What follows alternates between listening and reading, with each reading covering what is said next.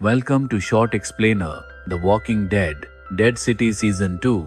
कुछ महीनों से मैगी, उसका बेटा हर्षल और वो छोटी लड़की जेनी, जिसे पिछले सीजन में नीगन संभाल रहा था, एक शांत सी जगह पर रह रहे हैं। ये जगह है लॉन्ग आइलैंड की एक कॉलोनी, द ब्रिक्स, जो अब न्यू बेबीलोन फेडरेशन का हिस्सा है। आज यहाँ के लोग मैनहट्टन द्वीप को वापस पाने के लिए एक मिशन की तैयारी कर रहे हैं। इस मिशन को मार्शल पर्ली आर्मस्ट्रॉन्ग नाम का एक अच्छा आदमी लीड कर रहा है। लेकिन असली बात यह है कि ये लोग लोगों को भर्ती नहीं बल्कि जबरदस्ती भर्ती कर रहे हैं। जो भी मना करता है उसे फांसी पर लटका दिया जाता है। पर्ली मैगी को भी इस मिशन में शामिल करना चाहता है क्योंकि मैगी को शहर में सरवाइव करने का अच्छा खासा अनुभव है। मैगी एक डील करती है, वो मिशन पर जाएगी लेकिन बदले में ब्रिक्स किसी और को नहीं लिया जाएगा। अब ये देखने के लिए कि मैगी सच में 20 लोगों के बराबर है या नहीं, उसे एक टेस्ट दिया जाता है, ढेर सारे ज़ॉम्बीज से लड़ाई।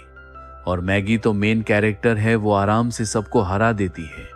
सच में वो तो एक्स्ट्रा लोगों से कई गुना ज्यादा काम की है। अब न्यूयॉर्क की बात करें तो हमारा पुराना साथी नीगन एक जेल में बंद है। याद है ना, पिछले सीजन में उसे क्रोवेट नाम के आदमी ने बुलाया था। अब क्रोवेट किसी और के लिए काम कर रहा है, एक अजीब सी औरत जिसके पास थिएटर है, नाम है द धम्मा। द धम्मा को जरूरत है नीगन की, उसकी मेन कैरेक्टर वाली पर्सनैलिटी की, ताकि वो पूरे मैनहट्टन के सारे गैंग्स को एक कर सके। शुरू में नीगन उसकी मदद करने से मना कर देता है, लेकिन अब द धम्मा ने उसकी बीवी और बेटे को किडनैप कर लिया है। अब द धम्मा ने मैनहट्टन के 2 और गैंग्स के साथ एक मीटिंग रखी है और इस बार नीगन मान जाता है। वो फिर से बन जाता है वही पुराना वाला नीगन, चमड़े की जैकेट, हाथ में बेसबॉल बैट। क्रोवाट ने उसके बैट लुसील को अपग्रेड कर दिया है। अब उसमें कांटेदार तारों के साथ इलेक्ट्रिक करंट भी है। नीगन अब पहले से भी ज्यादा डरावना लग रहा है। लेकिन सबसे ज्यादा चौंकाने वाली बात यह है कि इस गैंग के पास मीथेन है। याद है ना, क्रोवाट एक केमिकल इंजीनियर है। उसने सड़ते हुए ज़ॉम्बीज को इस्तेमाल करके बिजली बनाने का तरीका खोज निकाला है। और असली वजह यही है कि न्यू बेबीलोन के लोग मैनहट्टन आ रहे हैं। ये मीथेन पावर प्लांट ही असली टारगेट है, बाकी सब तो बहाना है। लेकिन द धम्मा को सब पता है, उसके पास एक जासूस है जो दूसरी तरफ से नजर रख रहा है। वो एक बड़ा सा सिग्नल फायर जलाता है ताकि वो लोगों को आगाह कर सके। उसी वक्त हर्षल, मैगी का बेटा, भी आ जाता है। माँ, मैं भी चलूंगा तुम्हारे साथ, तुम्हारी और जेनी की रक्षा करने। और जेनी भी उनके साथ चल देती है क्योंकि अब उसे पता चल गया है कि नीगन ने ही उसके असली पिता को मारा था और अब वो बदला लेना चाहती है। अब मैगी का माँ के बाहर जाने वाला दिन एकदम से बच्चों को संभालने वाली ट्रिप बन गया है। मैगी न्यू बेबीलोन की फौज को समझाने की कोशिश करती है। क्रोवाट को पहले से सब पता है, लेकिन जो कमांडर लेडी है वो एकदम जिद्दी और बेवकूफ है और मैगी की एक नहीं सुनती। जब सब लोग नदी पार कर रहे होते हैं तभी क्रोवाट पहले से तैयार होता है। उसके पास होते हैं मीथेन से भरे ज़ॉम्बीज और एक तोप जो ज़ॉम्बी बमों को हवा में उड़ाकर बरसाती है। न्यू बेबीलोन के जो लोग बच जाते हैं वो भागकर सेंट्रल पार्क में छुपते हैं, लेकिन वो जगह भी खतरनाक है क्योंकि पूरा पार्क झाड़ियों और घास से भरा हुआ है और कहीं से भी ज़ॉम्बी अचानक बाहर आ सकते हैं। अंत में वो लोग एक छोटे से सेटलमेंट में पहुंचते हैं जहां कुछ हिप्पी जैसे लोग रहते हैं जो ज़ॉम्बीज के साथ शांति से जीते हैं। यहाँ के लोग जब मरते हैं तो उनके सिर में चाकू नहीं घोंपा जाता कि वो ज़ॉम्बी ना बने, बल्कि वो जानबूझकर उन्हें ज़ॉम्बी बनने देते हैं ताकि वो एक खुशहाल ज़ॉम्बी जीवन जी सकें। मैगी ये सब देखकर सोचती है अब तो ये मिशन खत्म हो गया, लेकिन वही जिद्दी और बेवकूफ मार्शल लेडी अब भी पीछे नहीं हट रही। उसे चाहिए वो मीथेन, चाहे जो हो। लेकिन प्रॉब्लम ये है कि वो एक पूरी फैक्ट्री है, इसे यूं ही उठाकर नहीं ले जाया जा सकता। इसी बीच नीगन एक और गैंग को अपनी टीम में जोड़ने की कोशिश कर रहा है। ये गैंग एक आर्ट म्यूजियम में रहती है और उनका लीडर ऐसे कपड़े पहनता है जैसे कोई पुरानी वेस्टर्न फिल्म का खलनायक मेयर हो। ये गैंग ज़ॉम्बी ग्लैडिएटर फाइट्स की दीवानी है और उनके पास एक बहुत बड़ा और ताकतवर ज़ॉम्बी है जो हर फाइट जीतता है। अब अलायंस बनाने के लिए शर्त लगती है ज़ॉम्बी फाइट पर। नीगन एक छोटा ज़ॉम्बी चुनता है और उसे तेल से इतना चिकना कर देता है कि वो पकड़ में ही ना आए। फाइट के दौरान बड़ा ज़ॉम्बी एक फेंस जालीदार दीवार में फंस जाता है और नीगन को पता चलता है कि ये तो असली इंसान है, ज़ॉम्बी नहीं। नीगन उसे बचा लेता है और फाइट हारने देता है, लेकिन फिर वो उसके इस राज को ब्लैकमेल करके उसे धम्मा के साथ जोड़ लेता है। अब वो गैंग भी टीम में शामिल हो जाता है। उधर मैगी एक स्काउटिंग मिशन पर बाहर जाती है और उसे नीगन दिख जाता है। चुपके से अंदर जाती है और बात करती है। दोनों का यूनियन होता है, जैसे अरे अब हम थोड़े दोस्त जैसे हैं ना, तो क्या तू मेरी मदद कर सकता है मिथेन लेने में? नीगन, माफ करना मैगी, मैं करना तो चाहता हूं, लेकिन धम्मा के पास मेरी वी और बच्चा है। अब जब मैगी वापस सेंट्रल पार्क लौटती है तो देखती है कि न्यू बेबीलोन ने वहां पूरी तरह कब्जा कर लिया है। अब वो बैड मार्शल लेडी पूरी तरह विलेन मोड में आ गई है और इस इलाके को न्यू बेबीलोन का हिस्सा घोषित कर दिया है। मैगी बस उसे मारने ही वाली होती है, तभी जेनी बीच में आ जाती है। उन दोनों के बीच में पहले एक बात हुई थी, जहां मैगी ने कहा था, हाँ बच्चे, अगर तुम नीगन को मारना चाहती हो तो मेरा सपोर्ट है, ये लो, बंदूक ले लो।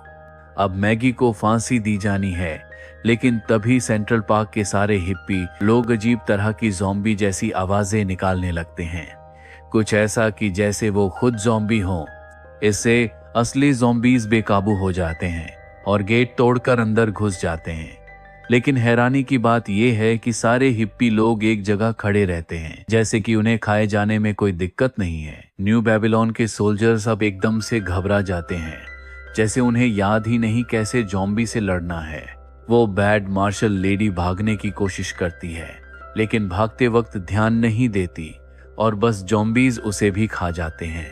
उधर नीगन दूसरे गैंग को जोड़ने की कोशिश कर रहा है और इस बार का लीडर दिखने में तो बहुत खतरनाक है, लेकिन असल में वो दिल से बहुत सॉफ्ट है। वो कई बच्चों की देखभाल कर रहा होता है, बिल्कुल वैसे जैसे पुराने वॉकिंग डेड एपिसोड में एक गैंग बूढ़ों का ख्याल रख रही थी। नीगन उससे दोस्ती करना चाहता है, लेकिन क्रोवेट को ये बिल्कुल पसंद नहीं आता। क्रोवाट के पास एक चाल होती है, वो मिथेन लीक कर देता है, जिससे पूरा गैंग मारा जाता है। अब द धम्मा क्रोवाट पर गुस्से से पागल हो जाती है, क्योंकि वो इन लोगों को अपनी टीम में लेना चाहती थी। नीगन मौके का फायदा उठाता है और थोड़ा फूड डालने की कोशिश करता है। अरे यार, तू क्यों सुनता है इसकी, अपनी इज्जत कर। क्रोवेट जब धम्मा से सवाल करने जाता है तो वो इतनी नाराज होती है, क्योंकि उसे लगता है नीगन ने उसकी प्यारी रेड गर्ल को मार डाला। नीगन कहता है, मैंने नहीं मारा, लेकिन तभी वो लड़की धम्मा को काट लेती है और फिर एक भारी झगड़ा शुरू हो जाता है। नीगन उसे वहीं छोड़कर निकल जाता है और लगता है धम्मा की मौत हो जाती है, लेकिन असल में नीगन ने ही उसकी पेट रेड गर्ल को मारा था। उसने सबको आपस में लड़वाया। अब जब क्रोवेट को ये सब पता चलता है तो वो गुस्से में नीगन पर हमला करता है, नए वाले लुसील बैट के साथ। लेकिन ये तो बहुत बड़ी गलती थी, क्योंकि नीगन उसे आसानी से हरा देता है। क्रोवेट को गैंग से निकाल दिया जाता है और अब नीगन सच में इस गैंग का लीडर बन जाता है। इस दौरान नीगन की बीवी और बच्चा रास्ते में ही थे, लेकिन उन्हें अपने पास लाने के बजाय नीगन उन्हें कहीं और भेज देता है। शायद अब उसे लग रहा है कि वो उनके लिए ठीक नहीं है। इधर मैगी और पर्ली को पकड़ लिया गया है और अब वो दोनों ईविल ओल्ड वेस्टर्न मेयर जैसे आदमी के कैदी बन चुके हैं। अब वो पुराना वेस्टर्न विलेन टाइप बंदा एक डील करना चाहता है। वो कहता है कि न्यू बेबीलोन से हाथ मिला लो, साथ मिलकर मिथेन प्लांट पर कब्जा करते हैं और फिर न्यूयॉर्क का मेयर बन जाता हूं। लेकिन मैगी को इस बंदे पर भरोसा नहीं है। वो कहती है, नहीं यार, हमें तो नीगन के साथ मिलकर काम करना चाहिए। बस यहीं से शुरू हो जाता है एक बड़ा झगड़ा मैगी और उसके बेटे हर्षल के बीच। हर्षल चिल्लाता है, ओ मम्मी, अगर तुम्हें नीगन इतना पसंद है तो उससे शादी क्यों नहीं कर लेती? सच कहें तो ये बच्चा इस शो का सबसे इरिटेटिंग किरदार बन गया है। और अब तो वो और भी घटिया निकला। जब वो धम्मा की कैद में था, अब उसने ही सिग्नल फायर जलाया था ताकि बाकी सबको धोखा दे सके। धम्मा को उसका आर्ट पसंद आ गया था तो उसने हर्षल को अपना खास बना लिया। लेकिन मैग और हर्षल की लड़ाई बीच में ही अचानक रुक जाती है, क्योंकि आ जाता है एक ज़ॉम्बी भालू। हाँ, सच में ज़ॉम्बी बेयर। मैगी उससे लड़ती है, लेकिन कुछ खास नहीं कर पाती। शुक्र है कि भालू खुद ही किसी तरह मर जाता है, वरना सबका काम तमाम था। हर्षल तब तक भाग जाता है। धम्मा के पास उसे अब मैगी नहीं, धम्मा अपनी मम्मी लगने लगी है। मैगी उसके पीछे जाती है, लेकिन वहां जाकर उसे पता चलता है धम्मा तो मर चुकी है। दूसरी तरफ जेनी भी नीगन को ढूंढ निकालती है और अब वो उसे मारने वाली होती है, लेकिन तभी उसे याद आता है कि वह असल में उसे पसंद करती है और वो बेहोश हो जाती है, क्योंकि पिछले कई एपिसोड से वो जख्मी है, लेकिन किसी को बताया नहीं। नीगन उसे लेकर एक हॉस्पिटल जाता है। वहां एक पीडियाट्रिक वार्ड है, यानी बच्चों का हिस्सा, लेकिन यहाँ के सारे बच्चे ज़ॉम्बी हैं और जब तक उन्हें छेड़ा ना जाए वो हमला नहीं करते। वहीं उसे दिखते हैं उसकी बीवी और बेटा, पर असल में ये सब नीगन की हेलुसिनेशन होती है। जैसे रिक को अपनी मरी हुई बीवी लोरी की दिखाई देती थी, उसी स्टाइल में अब धम्मा के मरने के बाद मैगी को मिलता है क्रोवेट, और वो बताता है कि हर्षल शायद एक स्काई स्क्रैपर की छत पर है, जहां से एक ग्लास ब्रिज किसी टूटे हुए टॉवर से जुड़ा है। मैगी वहां जाती है और अब पता चलता है कि उसे है भयानक ऊंचाई का डर। जब एक ज़ॉम्बी हमला करता है, मैगी और क्रोवेट नीचे गिरते हैं और कांच टूटने लगता है। मैगी इतनी डरी होती है कि हिल भी नहीं पाती, लेकिन क्रोवेट उसकी मदद करता है और सब ठीक हो जाता है। टर्न्स आउट हर्षल वहां था ही नहीं। क्रोवेट ने मैगी को जानबूझकर गुस्सा दिलाने के लिए ये झूठ बोला था ताकि वो उसे मार डाले, लेकिन अब मैगी और क्रोवेट के बीच एक दिल से दिल की बात होती है और शायद अब क्रोवेट भी थोड़ा इंसान लगने लगा है। वो प्लान बनाता है कि अब समंदर पार करके क्रोएशिया वापस चला जाएगा। वैसे ज़ॉम्बी एपोकलिप्स में ये नामुमकिन लगता है, लेकिन फिर भी डैरिल डिक्सन ने भी तो किया था, तो ठीक है। तभी मैगी की नजर पड़ती है एक खिड़की में जलती टॉर्च की रोशनी पर। वो जो टॉर्च की रोशनी मैगी ने देखी थी वो कोई आम इशारा नहीं था, वो मैगी और हर्षल का सीक्रेट सिग्नल था, क्योंकि फ्लैशलाइट कोई और इस्तेमाल नहीं करता, बस वही दोनों जानते थे। लेकिन मैगी जैसे ही वहां पहुंचती है उसे पता चलता है कि ये एक जाल था। हर्षल ने उसे धम्मा से मिलाने के लिए बुलाया था और धम्मा तो जिंदा है, उसने अपनी मौत का नाटक किया था। अब धम्मा चाहती है कि मैगी भी उसकी टीम में शामिल हो। हर्षल भी अपनी माँ को राजी करता है और मैगी मान जाती है, लेकिन एक शर्त है, मैगी को नीगन को मारना होगा ताकि धम्मा को यकीन हो सके। अब आता है ग्रैंड फिनाले का टाइम। सारे गैंग्स की बड़ी मीटिंग होने वाली है, लेकिन दोनों साइड एक दूसरे को धोखा देने की प्लानिंग कर रहे हैं। नीगन ने पहले एक कहानी सुनाई थी, कैसे उसने एक दुश्मन गैंग को ज़ॉम्बी का मीट खिला दिया था, लेकिन नीगन एक ही प्लान 2 बार कभी नहीं करता। इस बार खाना एकदम सही है।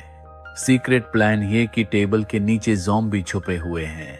जैसे ही मीटिंग शुरू होती है, दरवाजे बंद कर दिए जाते हैं और पूरे हॉल में आग लगा दी जाती है।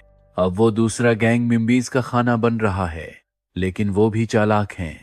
उन्होंने अपनी मूर्ति के अंदर हथियार छुपा रखे थे, तो वो इविल वेस्टर्न मेयर टाइप आदमी भाग निकलता है और भागते भागते वो नीगन का पीछा करते हुए बेसमेंट तक पहुंच जाता है।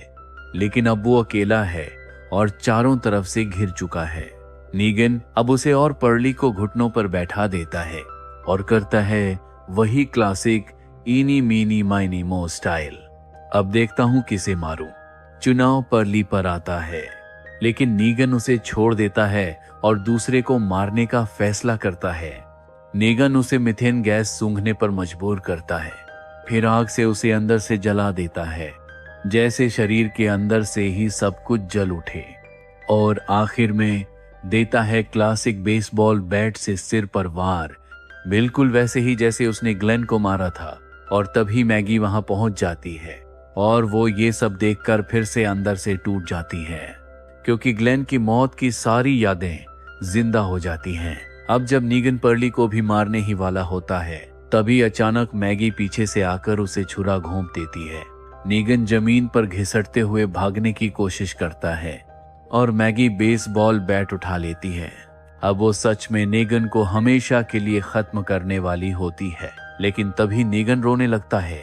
क्योंकि जेनी नहीं बच सकी। चाहे दवा मिल गई थी लेकिन वो फिर भी ज़ॉम्बी बन गई। मैगी का दिल पिघल जाता है। उसे याद आता है कि अब वो और नीगन थोड़े बहुत दोस्त जैसे हो गए हैं और एक बार फिर मैगी उसे मारने का इरादा छोड़ देती है। लेकिन ये सब देखकर हर्षल बहुत नाराज होता है।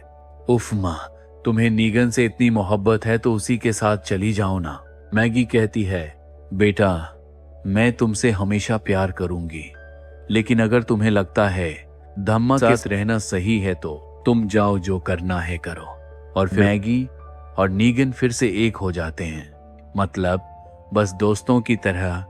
लेकिन अब तक जितनी बार ये एक दूसरे को मारने की कोशिश कर चुके हैं, उसे देखकर तो लगता है एनिमीज टू लवर्स वाला चक्कर चल रहा है।